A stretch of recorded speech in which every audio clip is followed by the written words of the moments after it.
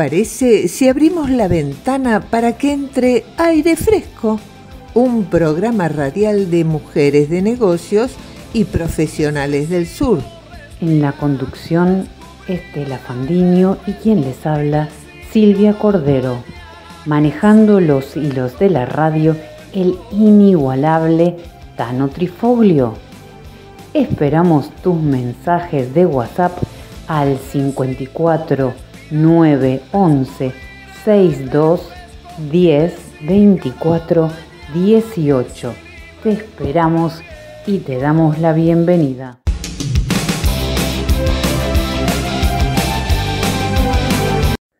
Compartimos los temas de aire fresco.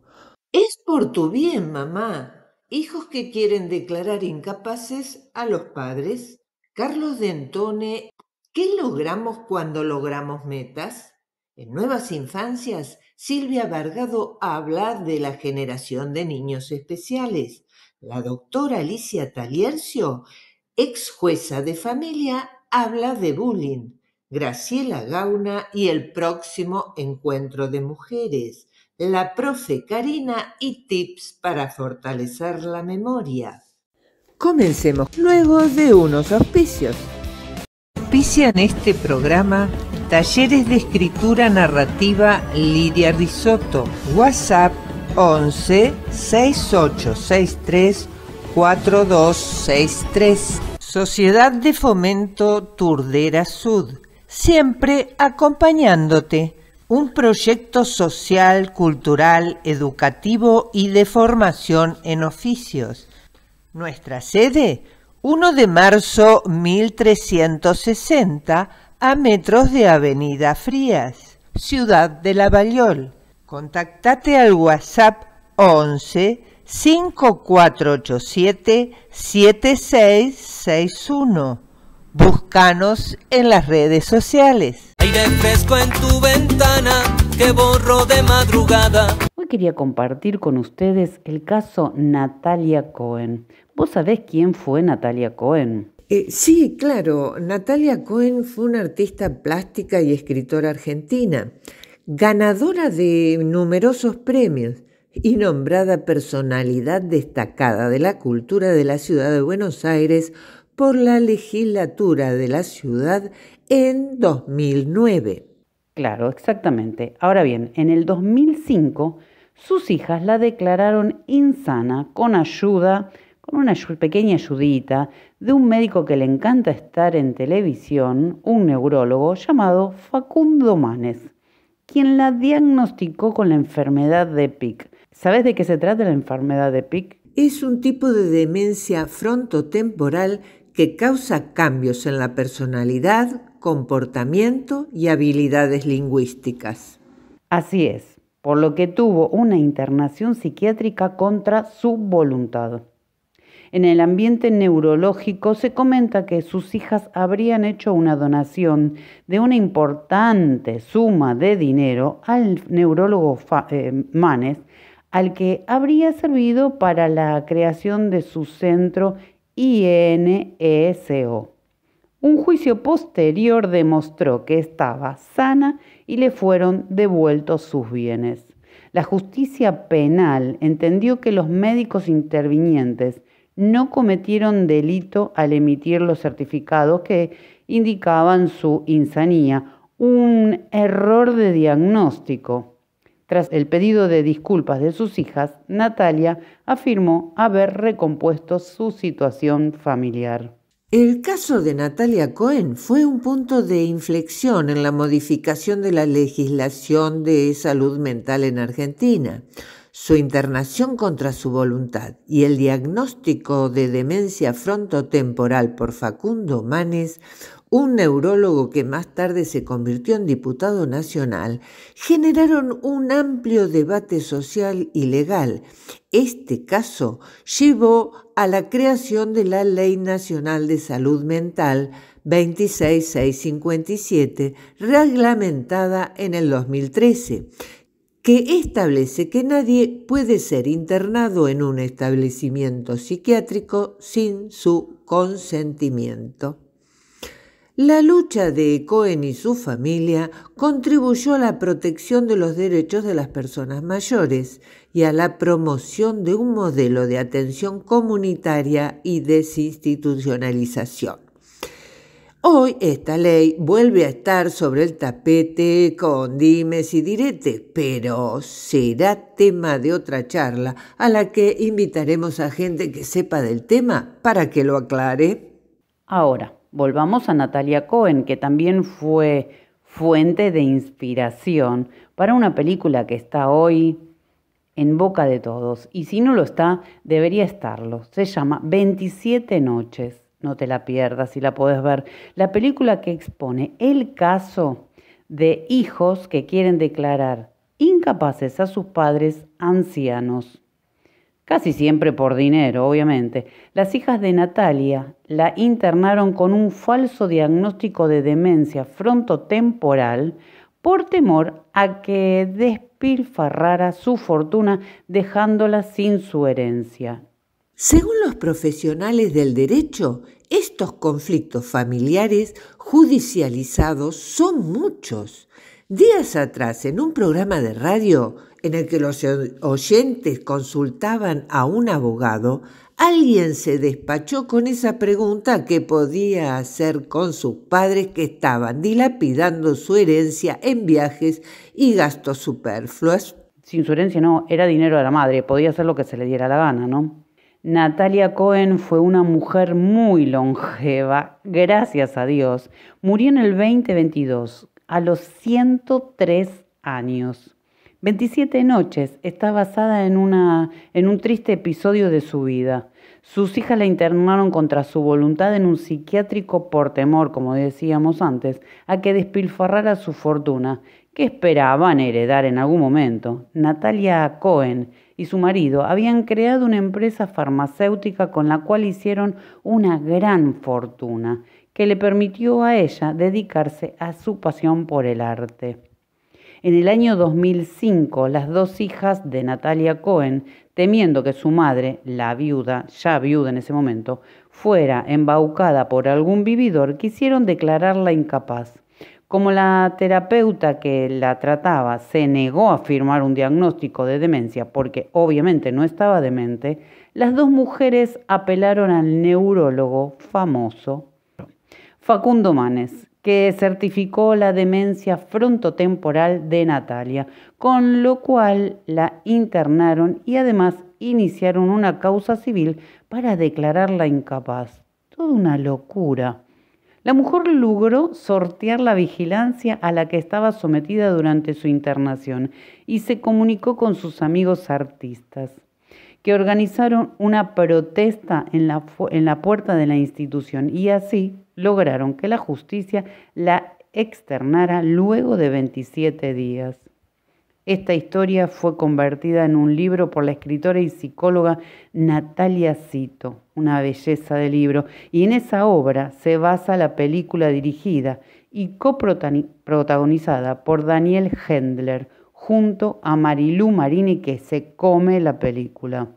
La vi. Marini encarna muy bien a una mujer de mucha vida social, de muchos amigos, en su mayoría artistas, algo extravagante, a la que le gusta divertirse y gozar de la vida. Además del conflicto en torno a su estado mental, aparecen en la película algunos prejuicios frecuentes respecto a la gente de edad avanzada, como cuando Marilú Marini le dice a la enfermera que la atiende durante su internación: «Tengo 83 años, ¿por qué me hablas como si fuera una nenita?», apuntando a un hábito muy frecuente entre quienes se ocupan de ancianos. El mismo concepto aparece en el diálogo entre el juez y el perito, que debe evaluar a la mujer. El magistrado lo apunta para que dé su informe y dice: «Tiene 83 años», frase acompañada de un gesto que podría traducir: «Ya vivió bastante, que se deje de joder». Fuerte, ¿verdad?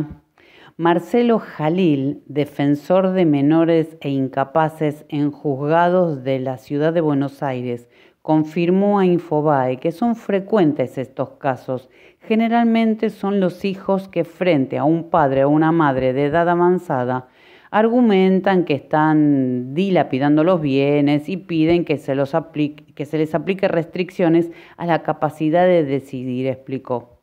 Siempre dinero en el medio.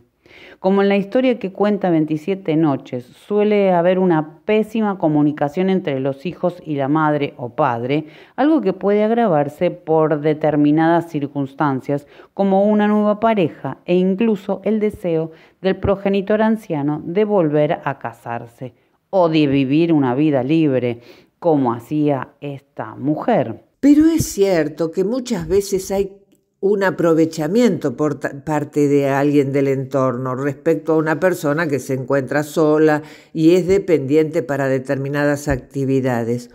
Un clásico es el caso del encargado, ¿te acordás? Que llega hasta quedarse con los bienes de una persona mayor a su fallecimiento. El problema es cuando hay dinero de por medio. Si no lo hubiera, no habría sido necesaria la internación. Exactamente. El ex juez de familia, Mauricio Masrai, considera que es muy difícil lograr la declaración de la demencia o la incapacidad o inhabilidad, porque la regla es de capacidad. La ley actual presume siempre la capacidad y además dice claramente que las limitaciones son de carácter excepcional, o sea que debe determinarse con toda claridad y sin ninguna duda la incapacidad, la demencia, para que el juez se pronuncie positivamente al pedido que hagan los familiares. Esto se explicaba, ¿no? La ley también establece, señala Masrai, que el juez no puede expedirse si no interviene un equipo interdisciplinario, no uno solo, psicólogos, psiquiatras, etcétera, que son nombrados por el juez. Con esto digo que la intervención de un perito de parte, o como se llama en civil, de un consultor técnico, como habría sido Facundo Manes, en ese caso, con la ley actual tiene un valor relativo, salvo que su dictamen coincida con lo que diga el equipo interdisciplinario. Yo integré la Sala B de la Cámara de Apelaciones y recuerdo un caso de incapacidad por lo que se llama prodigalidad, dice Mauricio Masrai. ¿Qué significa ser un pródigo? Es aquel que despilfarra de manera bastante irracional. Por ejemplo, la persona se va quedando sin dinero, regala 1 millón por acá o 1 millón por allá, va a la ruleta y gasta otro 1 millón. Los herederos o los familiares, como marca la ley artículo 33, pueden decir: esta persona es pródiga. Por favor, señor juez, declare cierta incapacidad para que no despilfarre su fortuna. Bueno, en un caso que me tocó a mí, era una madre que quería evitar que la hija gastara la fortuna que había heredado del padre, limitando su capacidad para disponer del dinero. En ese caso fue rechazada la demanda porque, aunque a la hija le gustara gastar mucho, la idea en estos casos es proteger a la persona demandada. Pero en este caso era la pretensión de la madre de manejar ella misma el dinero. Siempre es dinero. Algo similar al caso Cohen, pero al revés, eran las hijas las que la querían limitar a la madre. La herencia futura no genera derechos. La justicia no les reconoce el derecho a los futuros herederos a accionar contra sus progenitores para que no malgasten su fortuna. Por eso recurren a la demencia. Se están gastando mi plata. En realidad la plata sigue siendo del progenitor. Para algunos herederos es locura que gasten la plata que consideran de ellos. En la película dicen las hijas: es por tu bien, mamá. En realidad es egoísmo, es por el bien de ellas, que la madre no se patine toda la plata que pueda patinarse. Hay una diferencia en la prodigalidad y la excentricidad. Excentricidad no es demencia. Tampoco existe la determinación de demencia, sino de grados de capacidad o de restricciones a la capacidad. Cuando estos casos salen en los diarios es porque hay un conflicto de intereses y el afectado no perdió la conciencia al punto de dejarse manipular. Cuando no hay un patrimonio importante o este ya ha sido repartido, no hay conflictos. La herencia es un error de cálculo, suele decirse. Cuando se dan estos casos de grandes fortunas, como el de 27 noches, en que se usan dispositivos legales con fines ilegales. Pero hoy, y en virtud de la Ley de Salud Mental, es muy difícil obtener internaciones involuntarias, incluso cuando son necesarias. Necesito respirar, descubrir el aire fresco y decir cada mañana que soy libre como el viento. Silvia Vargados en su espacio Nuevas Infancias. Buenas tardes, Silvia. Un placer que estés en Aire Fresco. ¿Qué tal? ¿Cómo estás, Estela? ¿Cómo anda la audiencia de Aire Fresco? Espero que muy bien. Silvia, ¿qué tema nos traes hoy? Hoy nos encontramos para conversar sobre un tema que puede llegar a ser controversial, algo innovador y también traer debate. Vamos a hablar sobre las generaciones de los niños especiales. Y cuando hablamos de niños especiales, por lo general, la gran mayoría de las personas hace como colectivamente una definición sobre niños que necesitan apoyo adicional, porque tienen problemas médicos, emocionales, de aprendizaje, que necesitan medicinas específicas, terapias complementarias, asistencia escolar. Muchas veces se ha utilizado, de hecho, hay una rama dentro de la educación, dentro de lo que es la parte académica, que se llama nivel especial, que está destinada, ¿no?, con este encuadre a discapacidades. Pero hoy yo quiero que podamos darle una vuelta a esta palabra, pararnos en otro paradigma y posicionarnos para entender, cuando hablamos de especial, a qué me estoy refiriendo. Entonces, ¿a qué te referís con generación de niños especiales? Voy a contarles desde lo holístico, desde la metafísica, desde esta historia evolutiva del planeta, ¿quiénes son? Se los llama muchas veces semillas estelares, niños de las estrellas. Vinieron a crear una nueva humanidad, una nueva tierra. Conocer los niños especiales nos asegura entender y brindar espacios adecuados a estos incluso jóvenes y adolescentes que hoy nos rodean. Los nombres más comunes o las categorías, si quisiéramos poder agruparlos, son índigo, cristal, arcoíris, diamante. Pero en este último tiempo, después del 2012, hubo una gran oleada de otros niños con características mucho más elevadas que se los suelen llamar también Fénix, Buda y de las estrellas o lumínicos. De esos después seguimos hablando. Bien, ¿por cuáles comenzás? Comencemos con los niños índigo. Hoy son jóvenes de entre 25 y 35 años y son ideales para los deportes, el arte, la música, la escritura. Posiblemente se den cuenta, quizás algunos de ustedes que pertenecen a este grupo, porque hay características muy marcadas. Son directos, decididos, confiados y se frustran con las rutinas, los reglamentos, las normas, por lo que se los considera muchas veces los grandes rebeldes. También se identifican como líderes, almas libres que accionan al cambio.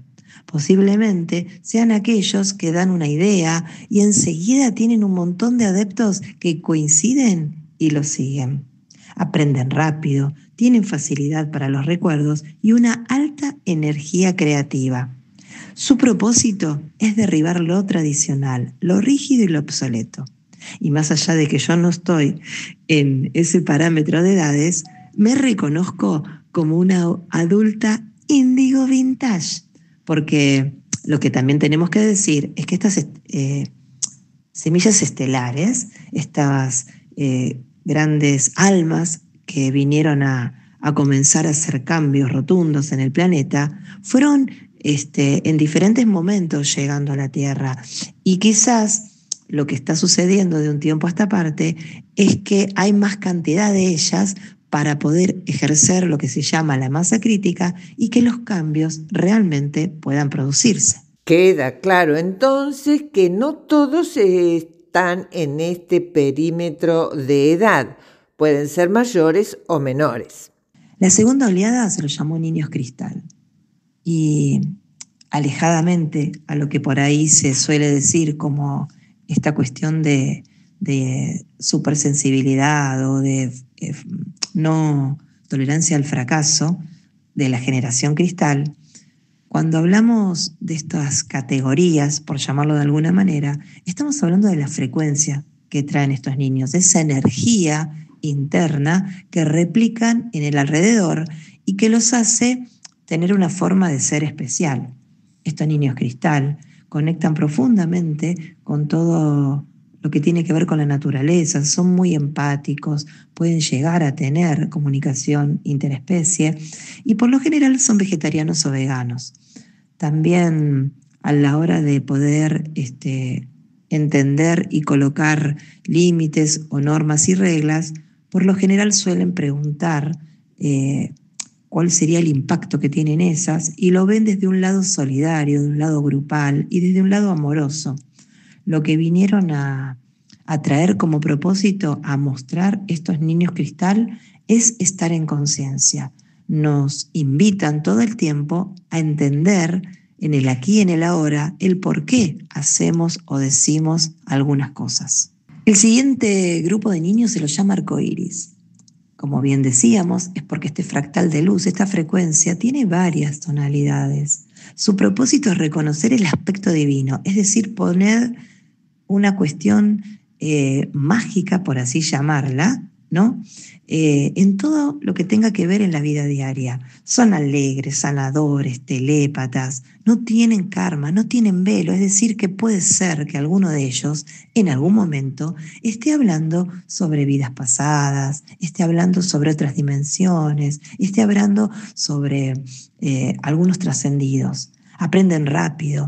Les interesan mucho todos los temas que son concretos, reales, los que tengan que ver con transformación pacífica y con esto de la multidimensionalidad. Son activos, resolutivos.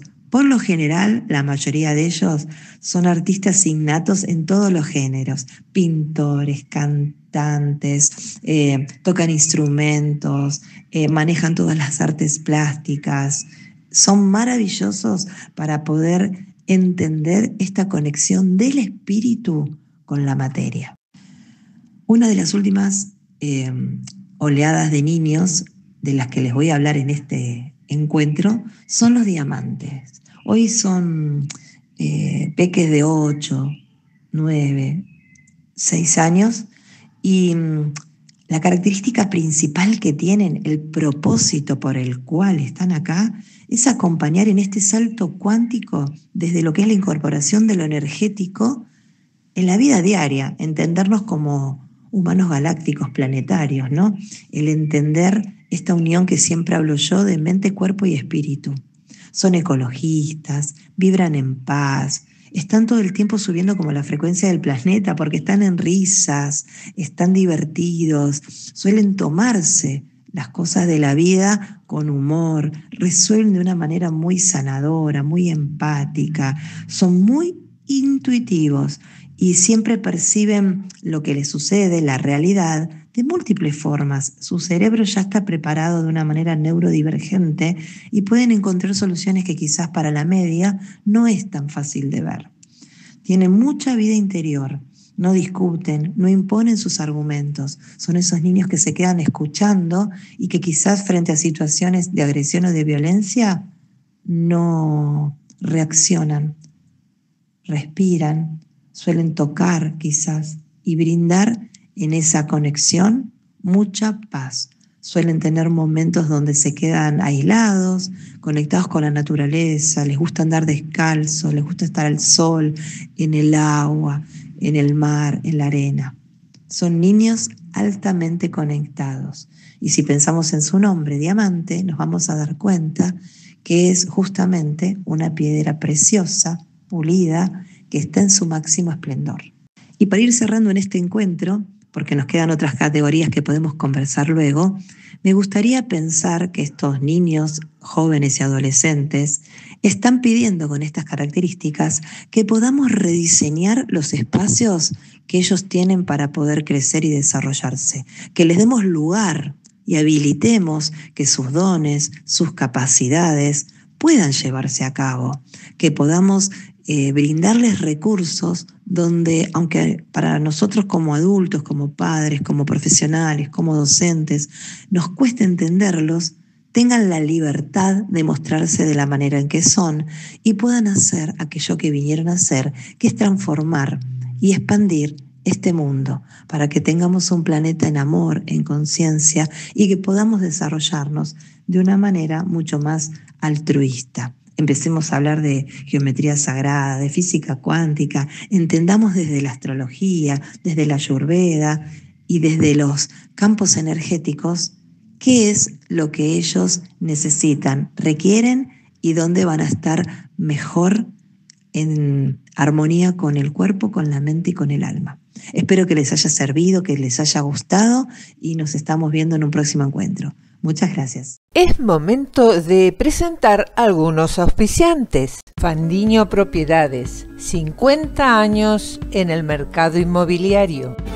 Página web fandiprop.com.ar. Comunícate por WhatsApp al 11 2674 1834. Milling Instalaciones te ofrece sistemas y soluciones de confort interior, aire acondicionado, calefacción, climatización de piscinas y bombas, servicio técnico, repuestos, controles de calidad y atención personalizada. Una empresa con amplia y probada trayectoria.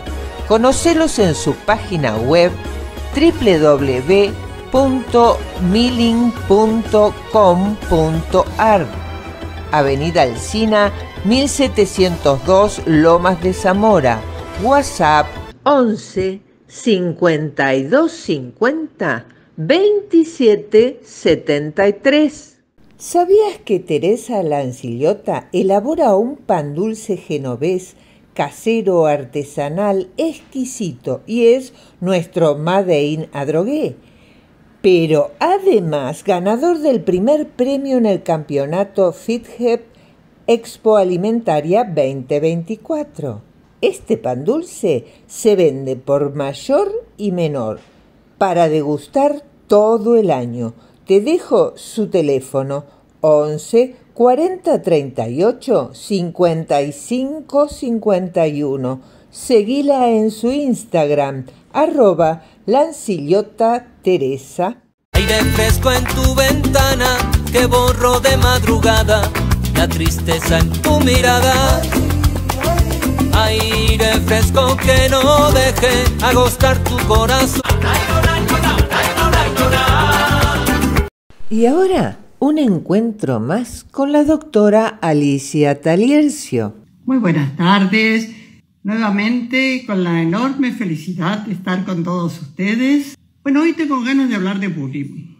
Bullying viene de bull, es una palabra que a nosotros llega desde Estados Unidos, pero en realidad su origen es de Irlanda, de Ner Irlanda, la antigua Irlanda, y que significa abuso, prepotencia, poder. Si bien en un comienzo, que parezca mentira, se usaba cariñosamente el poder cariñoso y se refería mucho al hombre relacionado con la mujer, el hombre que protegía a la mujer, luego tomó un significado muy diferente, que es el actual, el que tenemos actualmente, que es el de dañar al otro. Para que se produzca bullying son 3 elementos los que tenemos que tener presentes como base, como arranque de estas situaciones tan feas, ¿no? La primera es una intencionalidad, y la intencionalidad es de causar el daño al otro, que puede ser uno o pueden ser varios, normalmente es uno. Ese causar el daño al otro se tiene que dar en forma continua en el tiempo, no es un hecho aislado. Y a la vez, esto tiene que dar consecuencias negativas en el otro, porque no hay una paridad. Si bien es entre pares, normalmente se da en los colegios, como ahora vamos a ir analizando, esa paridad no existe, hay un desbalance. Aquel que realiza el bullying tiene más poder por distintas circunstancias que vamos a ir analizando, y el que recibe este daño es más débil. 3 elementos: intencionalidad de dañar, que esto se cumple, permanencia en el tiempo y la no ser parejos en cuanto a las fuerzas. Si bien es entre pares, no es parejo en cuanto a las fuerzas. ¿Quiénes son los que participan? Es un tema que nosotros tenemos que analizar para poder buscar soluciones. Yo siempre digo, primero presentamos el problema y después buscamos el abanico de posibles soluciones al respecto. ¿Qué las hay? Es saberlas aplicar en el momento oportuno, cuando esto ya no sea demasiado tarde. Nosotros vamos a tener al que lleva adelante el bullying, que es el agresor. En nuestro país se tradujo esto como acoso escolar, que es una, o pueden ser más personas, pero digamos, hay un agresor fundamental que es el que ataca. Hay una víctima, que es el que recibe este daño, o este ataque, o estas amenazas. Pero después tenemos más partícipes, activos y pasivos. Partícipes activos son aquellos que a ese líder, entre comillas, que es el que aplica el bullying, lo apoyan, lo arengan, le dan fuerzas para que siga haciendo esa maldad, porque ellos no se atreven a hacerlo y se ven reflejadas en esa persona que sí se atreve y que sí va para adelante en estas cosas tan negativas. Estos son el grupo que actúa positivamente, activamente. Y después tenemos los pasivos. Son aquellos que, observando toda esta situación, no se atreven a hacer nada.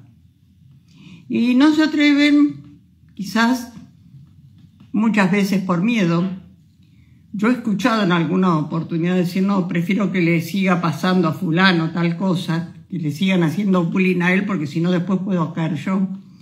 Y tengo el temor de estar en ese lugar tan negativo como es el estar siendo víctima de bullying. Eso por una parte. Pero también está el otro que no se quiere meter, porque en su propia casa le están diciendo, cuidado, mantente alejado de todo eso. Este núcleo a veces tiene la suerte de tener alguna persona que se atreve a denunciar, que si bien es de las personas que no intervienen directamente, ni de un lado ni del otro, van y lo manifiestan a responsables que tienen que tomar las medidas pertinentes al respecto. Lo que tenemos nosotros que alentar permanentemente es esto, que existan personas que se atrevan a denunciar, pero así como se atreven a denunciar de un lado, también tenemos que tener la responsabilidad del otro lado de que se tome la denuncia y que se lleve adelante las medidas pertinentes para que esto no siga ocurriendo. A mí me gustó y me gusta investigar cada uno de estas personas que tristemente se nuclean en estas circunstancias tan tristes, ¿no? Fíjense ustedes que, ¿por qué es importante analizar cada uno? Nosotros tenemos que ver que la persona víctima de bullying va a caer en un estado de depresión, donde vamos a encontrar cambios muy importantes como menor rendimiento escolar, lloroso, aislado, no habla, no puede exteriorizarse. Y ese guardar las cosas en forma permanente nos lleva a que muchas veces terminen en situaciones dramáticas. Nuestra función es prevenir que esto no llegue jamás a ocurrir. Personalmente, en mis años del ejercicio de la magistratura, he tenido casos donde se llegó al extremo, tristemente se llegó a ese extremo, y otros en los que, por suerte, con mucha vocación de servicio, con muchas ganas, pusimos las medidas pertinentes para que no se llegara a un final doloroso, que no se llegó, por supuesto que no se llegó. Pero todo esto requiere un trabajo de equipo, no solo de equipo dentro de la institución, sino interinstitucionalmente también. Las instituciones se tienen que agrupar, aunar esfuerzos comunes para llevar esto adelante de buena manera. A mí, como les decía, me gustó y me gusta seguir investigando las familias de cada una de estas personas que intervienen, de estos niños que intervienen. Y me gusta comenzar por las familias del agresor. ¿Por qué un niño o un adolescente llega a estas situaciones de agresión tan brutales, ¿no? Porque últimamente estamos viendo que jovencitos de 16, 15 años se matan entre ellos. ¿Qué es lo que está pasando? ¿Por qué llegamos a estas situaciones tan dolorosas? Pues tenemos que ir a la fuente. ¿Qué pasa en la familia? Normalmente, los chicos violentos es porque han mamado violencia en su propio hogar. Repiten historias. Aquello que recibieron lo transmiten. Aquello que sienten ellos, que los denigra a ellos, les da bronca. Y eso lo quieren transmitir al otro, al que es más débil, según su mirada, y que pueden hacer que el otro padezca también lo que a ellos les toca vivir en su propia casa. Miren, en violencia en general, en una oportunidad, en un caso el hombre lastimaba a la mujer, la golpeaba ferozmente. La mujer, cuando el hombre no estaba, golpeaba a los hijos como un desahogo, como una bronca acumulada. Y ¿saben una cosa? Los niños lastimaban a sus mascotas. Fíjense en la escala. Según el daño que recibían, lo iban desahogando en aquellos que consideraban que eran más débiles. Esto es una espiral ascendente que tenemos nosotros de alguna manera que cortar. Esos niños que viven en un hogar violento naturalizan la violencia y creen que la única forma de poderse comunicar con otro es a través de esa violencia, esa crueldad. Y les va tomando el sabor porque se transforman en líderes y porque tienen un grupo que los va apoyando. Estas familias, normalmente disfuncionales, le propinan a ese niño, a ese que es el agresor, o violencia física, cualquier forma de violencia física, o violencia psicológica, denigrándolo dentro del núcleo de familia, o violencia sexual.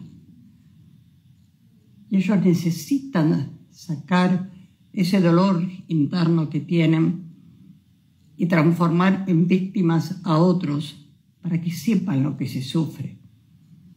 Esta es una línea que yo he visto que se da muchísimo. Y entonces hay que trabajar con la familia. El otro gran núcleo familiar que se está dando también y que yo lo menciono tratando de despertar en ustedes una pequeña atención, una pequeña reflexión, es el de los padres que descuidan a los hijos. Yo veo muchísimo el hecho, mamá trabaja, papá trabaja, llegan a casa cansados, mamá tiene que hacer la comida, a lo mejor poner la ropa a lavar o planchar, los chicos que no hicieron los deberes, el padre que se considera que está agotado, que quiere la comida y acostarse. Entonces se lo sacan de encima dándole el celular. Tomá. Y eso produce también una situación de abandono, una situación de aislamiento, una situación de que el niño no es mirado, lo invisibilizamos.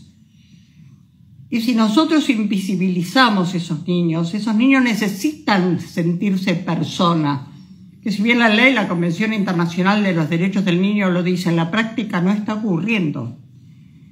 ¿Y saben qué? Van a ser personas, o ellos creen, que van a ser visibilizados como personas haciendo el mal a otro más débil.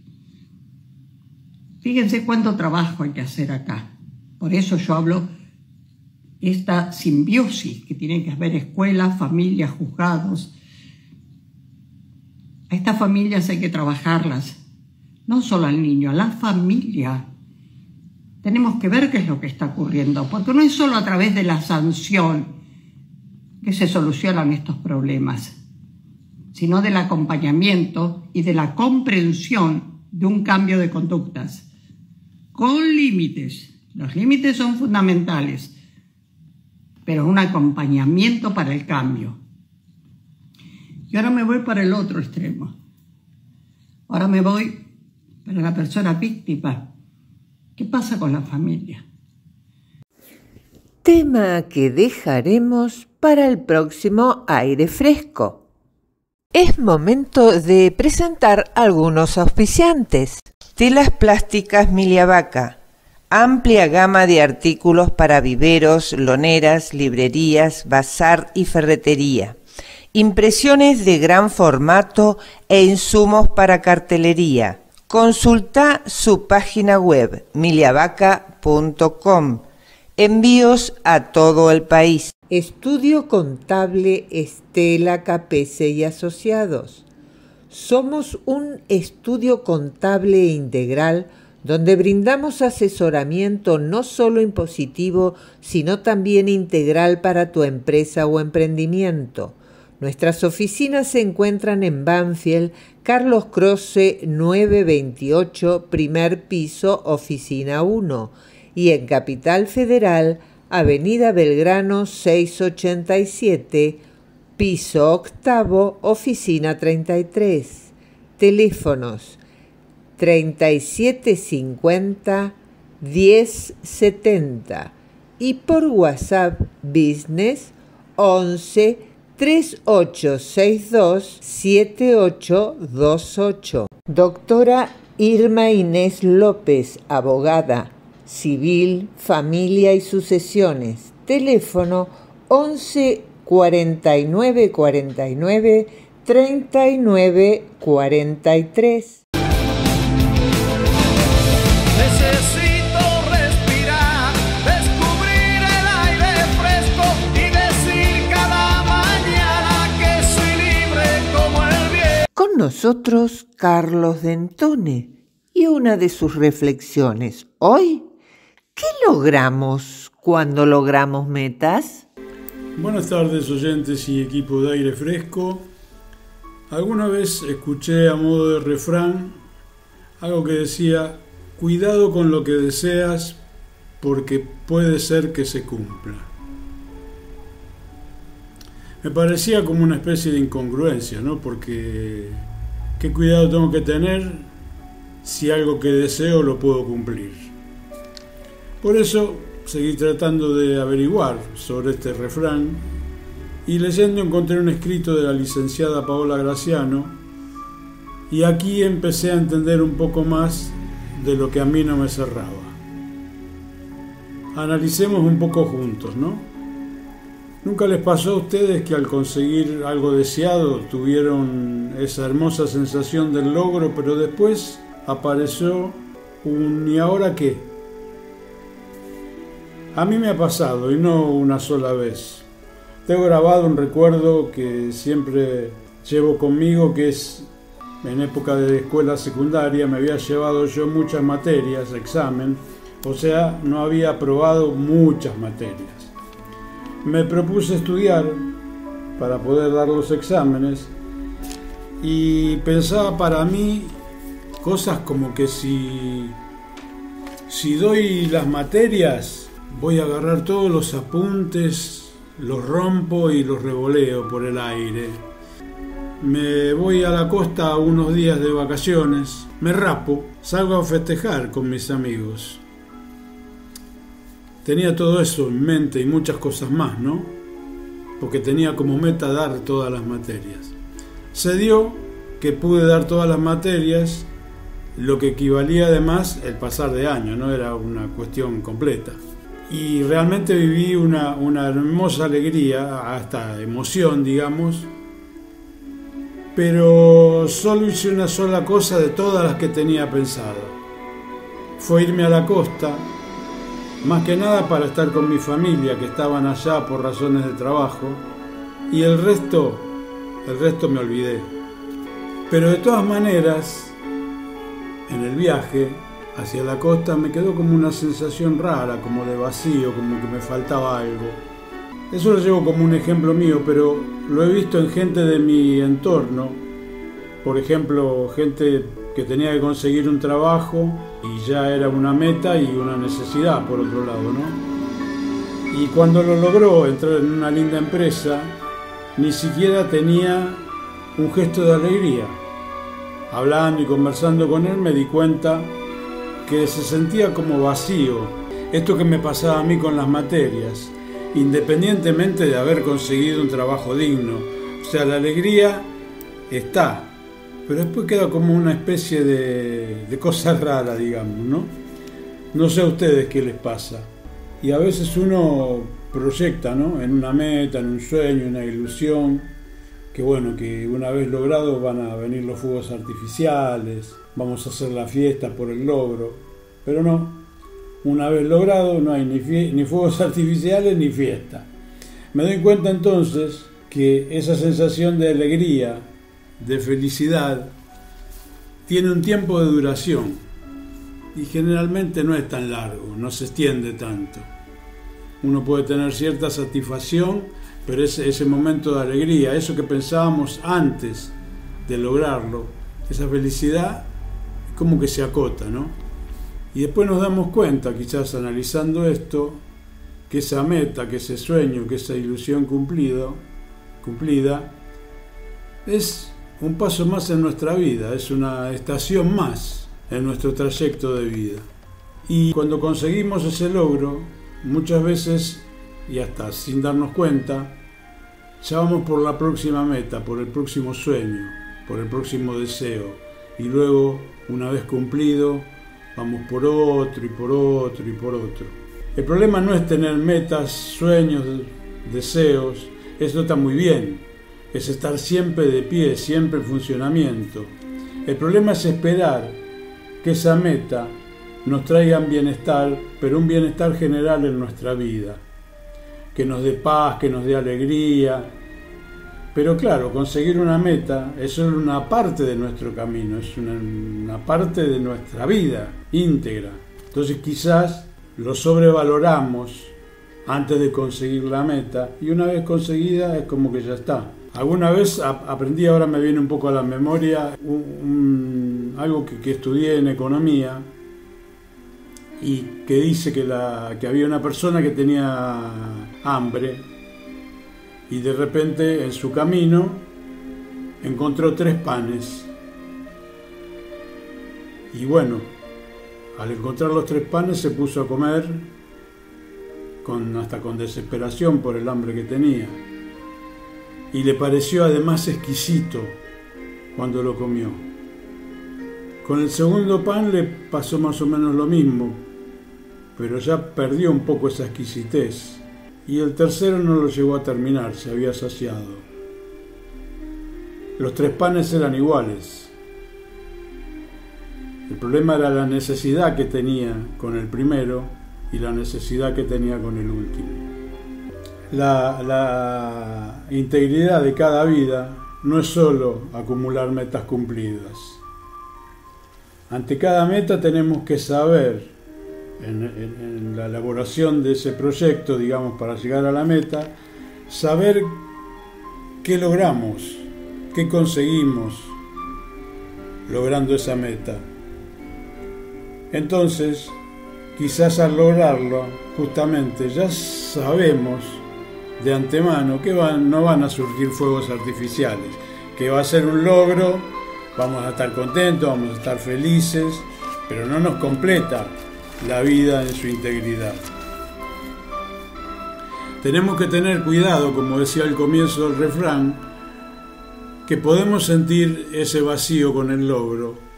Lo que hay que tratar de no entrar en un ciclo que a veces se da, que es un ciclo de insatisfacción y de frustración, hasta tanto no fijar una nueva meta. Entonces analicemos nuestras metas y sus posibles logros. Estar a sabiendas de lo que puede ocurrir cuando logramos el sueño, la ilusión. No vaya a ser que corremos una carrera, salimos primeros y no sabemos por qué lo hicimos. Metas, ilusiones, sueños, sí, todo vale, pero saber el por qué y para qué tenemos esos sueños, esas ilusiones y esas metas. Así nos despedimos hasta el próximo jueves, aquí en Aire Fresco. Carlos Dentone. Aire fresco en tu ventana, que borro de madrugada la tristeza en tu mirada. Aire fresco que no deje agostar tu corazón. Con nosotros, Graciela Gauna, responsable de la Comisión de Género de la Asociación de Mujeres de Negocios y Profesionales del Sur, quien comentará sobre el próximo encuentro que llevarán a cabo. Buenas tardes, Graciela, bienvenida. Buenas tardes, escuchantes y oyentes de Aire Fresco, ¿cómo están? Soy Elena Graciela Gauna, miembro de la Asociación de Mujeres y Negocios y Profesionales del Sur. Estoy dentro de la Comisión de Género de la institución y estamos organizando la conmemoración de este 25 de noviembre, el Día Internacional de la No Violencia hacia las Mujeres, para la visibilización de la temática. Para nosotros es muy importante tratar este tema. Lamentablemente, en este último año hemos tenido una cantidad de femicidios muy, muy importante. Debemos tener una mirada atenta, una escucha atenta a las situaciones que nos rodean, tanto a nivel de familia como de vecindad, de comunidad, para poder detectar cuando una mujer está pasando por una situación y no quiere transmitir por vergüenza, porque está enamorada, porque es joven, porque ya es muy grande. Estas situaciones son las que vamos a tratar de visibilizar en las distintas actividades.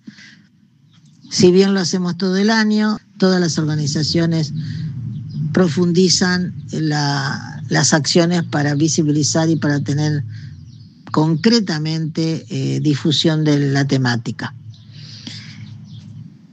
Nosotros, el día 18 de noviembre, la Asociación de Mujeres de Negocios Profesionales del Sur, ya las redes se está difundiendo.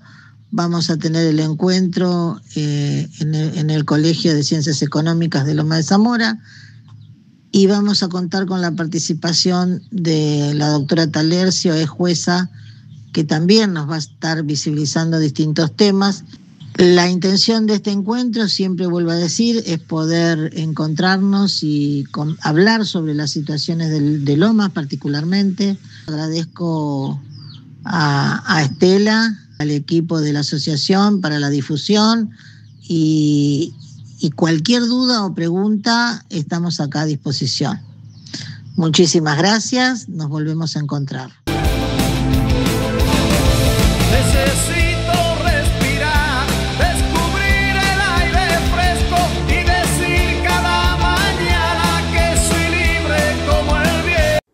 Con nosotros la profe Karina, que ya abre su columna Tips para fortalecer la memoria. Hola, hola, ¿cómo andan todos? Silvia, Estela, ¿cómo están? Bueno, ¿y la audiencia está preparada? ¿Está preparada para escuchar estos nuevos tips de hoy? Como siempre, bienvenida Karina. ¿Qué traes hoy? Hoy vamos a conversar sobre los 5 procesos cognitivos. Uno de ellos es la percepción, que es el proceso mediante el cual se organiza e interpreta la información sensorial para darle sentido. Por ejemplo, cuando lees esta frase, tu cerebro organiza los caracteres para reconocer las palabras y entender el significado. Otro de los procesos cognitivos es la atención. Es la capacidad de concentrarse en un estímulo o tarea específica mientras se ignoran otros. Un ejemplo de esto es cuando logras escuchar la voz de un amigo en medio de una conversación ruidosa. Otro es la memoria. Implica codificar, almacenar y recuperar información. Escuchen este ejemplo. Es recordar lo que comiste, por ejemplo, en el mediodía o en el almuerzo, o un número de teléfono para usarlo más tarde. Otro es el lenguaje. Es un proceso cognitivo complejo que incluye comprender, producir y utilizar un sistema de signos y sonidos. Un ejemplo de ello es pedir un café en una confitería o seguir las instrucciones de una receta, a ponerlo en práctica, a ver si me mandan alguna receta de algo que hayan hecho que sea rico, como algo dulce, por ejemplo, para esta tarde, para el mate. Vamos con el último, el pensamiento. Incluye la capacidad de razonar, resolver problemas, tomar decisiones y crear ideas. Un ejemplo de esto es planificar la mejor ruta para llegar a un destino o solucionar un problema matemático. Yo les he dejado algunos ejemplos, ¿sí? Como siempre, quiero agradecer a Aire Fresco, a las chicas por darme esta oportunidad de compartir esta columna de taller de memoria, donde es tan importante hoy en día mantener sana y activa nuestra función cognitiva. Les recuerdo que el próximo taller de memoria en el Club Banfield es el 15 de noviembre a las 11 horas en Granaderos 643. Muchas gracias, Karina, y hasta un próximo Aire Fresco. Auspiciaron Aire Fresco, Telas Plásticas Miliavaca, Milin Instalaciones, Teresa Lanciliota, Pan Dulce y Budines Artesanales, Doctora Irma Inés López, abogada, Estela Capese, Estudio Contable, Fandiño Propiedades, Lidia Risotto, Talleres de Escritura, Sociedad de Fomento Turdera Sud. Por hoy se terminó Aire Fresco, pero volveremos la próxima semana. Llegamos hasta el fin del programa. Nos estamos escuchando en el próximo jueves o nos estamos viendo en cualquier momento por YouTube. Que tengas una excelente semana.